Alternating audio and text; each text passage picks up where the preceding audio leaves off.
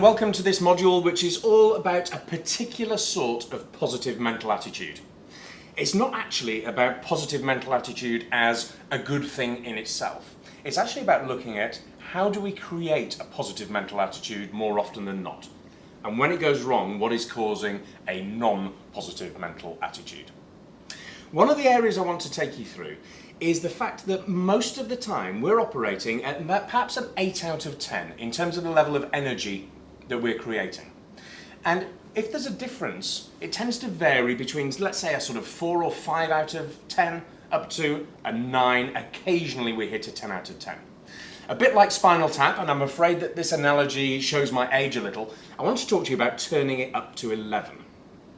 There are so many cases when we go through life and we forget to become aware of how we're actually behaving in front of other people, how we're interacting with other people, and when we do that, we don't come across as well as we possibly could. So I want to talk you through this idea of turning yourself up to 11, or to update the analogy a little bit, turning yourself into the Barocca you. You, but on a really great day. A lot of stuff that's talked about in terms of positive mental attitude is actually talked about in terms of pretending to be something that you're not. People talk about the physical gestures that you use, the way you stand, what you do with your body, how you project your voice. And the reality is we're all very, very different. There are people who can present a very, very positive attitude to other people in quite a low key, quite a calm fashion. There are other people who need to wave their arms about and be quite dramatic in their approach to get that level of energy across. There isn't a right or wrong with those.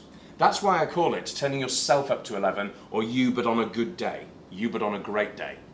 The idea is, how can you still be yourself, but just the best you that you can be?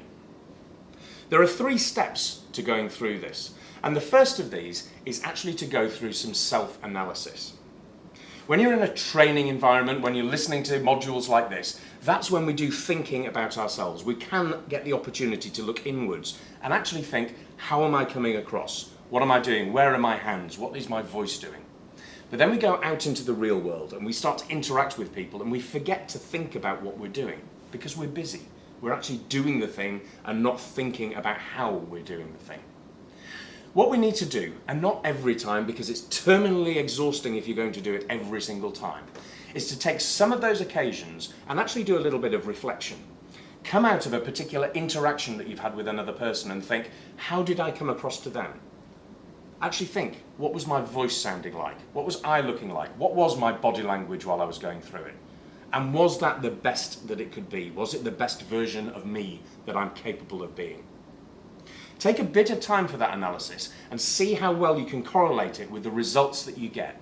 And you will find that actually when you are turned up to a 9 or a 10 or a full Spinal Tap 11, you're going to get better results. Once you've done that analysis though, it's really important to start to identify what causes you to sometimes be at a 5 or a 6 versus sometimes being at a 10 or an 11. And it's about spotting the differences between those 2 areas. Are you actually being a dolphin springing out of the sea, smooth and easy? Or are you trying to do it as a cow leaping out of the sea, where you're just going to do a belly flop, land painfully and sink to the bottom? Those differences are often caused by factors outside our control.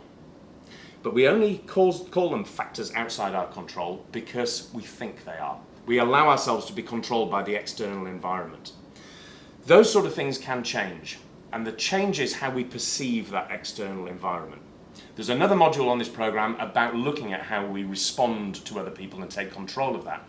But for the purpose of this, just think about the fact that sometimes you go down through a successful path and sometimes it's an unsuccessful path. Try and work out what the differences are between those and identify them and get really clear and specific on what they are.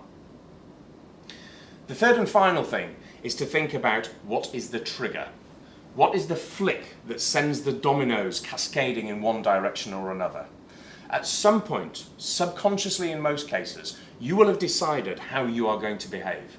There will be some thought that goes on, some memory that you are recalling that says, in this case, it's going to be bad and therefore everything is going to be bad because you don't turn yourself up to 11.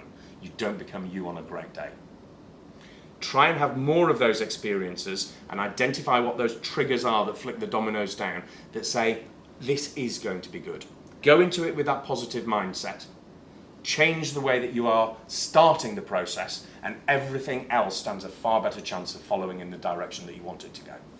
Thank you very much for listening to this module. What I'd like you to do next, as usual, is to go through to the TD Academy website, log in there and download a very simple document which has got some questions for you about identifying those triggers, spotting the differences between when things are going to go successfully and when they're not going to go successfully, and working out how you can transform it so that you can have more of those days where you are the best you that you can be.